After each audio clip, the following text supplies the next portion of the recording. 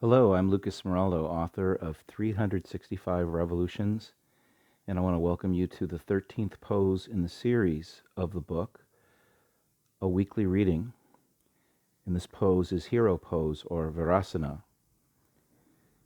You will see Dion Paul, who is a yoga teacher affiliated with Native Strength Revolution, in Hero Pose, and I'm going to be sharing all 7 of the poems that are inspired by this pose and the metaphors that they infer. The first one has a dedication, and the dedication is to the survivors and descendants of the Japanese American concentration camps. 1. I sit upon 2 souls, my own at rest and one in waiting, my knees the bone-top messengers. Listen, earth, to the lives they took, the farm and porch and bento box and walk to school and evergreen and grocery store, and packed us for a journey into dust. And listen now to the balance, my return, my seat upon the space I deserve, my upright frame, grace and witness, my stubborn kneel upon these varnished Douglas timbers that my fathers set. My ankles flex in deference to the cause, and I am one, othered and resilient. I am one. 2. There are those who will keep watch under shadows, rising each morning to send a warming breath into the margins, and it's not so much that the dark declines, but that in witness a new forming. To set in these places, to inhalate its warnings, to kneel once each day, is to be aligned, and oh, such cause and courage to swell from this horizon perch. Oh, such cause and courage, such tendered cause and courage. 3.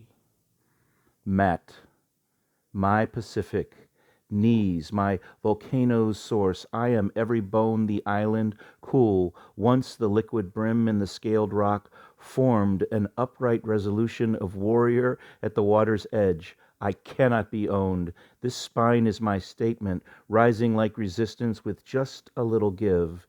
This gaze begins in embers in this throat, a fire song. I cannot be owned. I cannot be owned.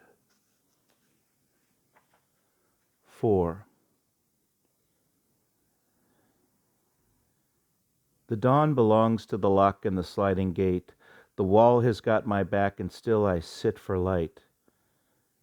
I am full squint through the steel grate, trying to keep my ears clean and teach my spine to sing, hidden like silent night, but proud like I trained myself to do.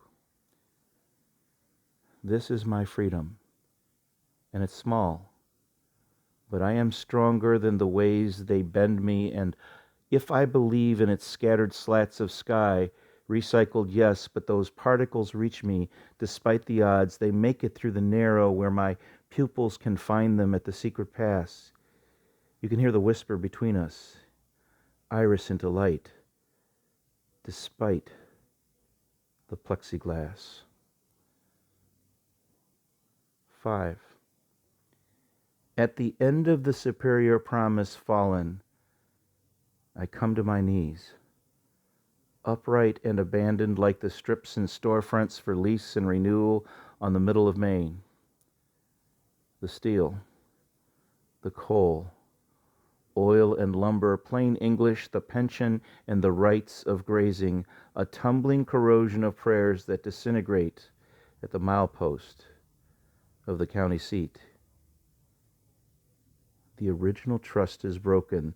The guarantees of color call it eggshell, brittle and false. Crumbling as I sit, this front gives way to my truer flesh, and I am at the tender mercies of the crosswinds, practicing this blended new alignment with former strangers who have outlasted 5 centuries of slight and consolation, independent and awake at the dawn of the second watch. 6. I am collecting witness at the bone narrow, settling back into the harrow on the heels of winter, in the forehead courage of spring, and naming illiteracy. Violations taken upon me and my kind as if we were more thing than breath. As if we were more thing than breath. Hear me. I am not, nor will I ever be, your silence. I do not acquiesce. I discern. I parse.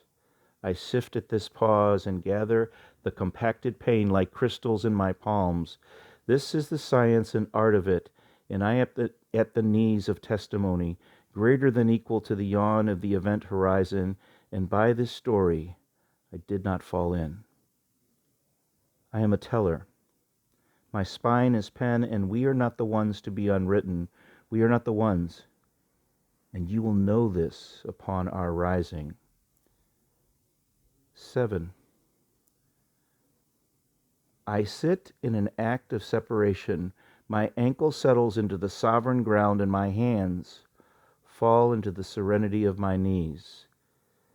As I breathe freely now, I'm not your object or your confessor. No appeasing smile. My face is at rest, and this distance, as I lean into my heels, is intentional. The work is ahead, and I leave you to your own facing.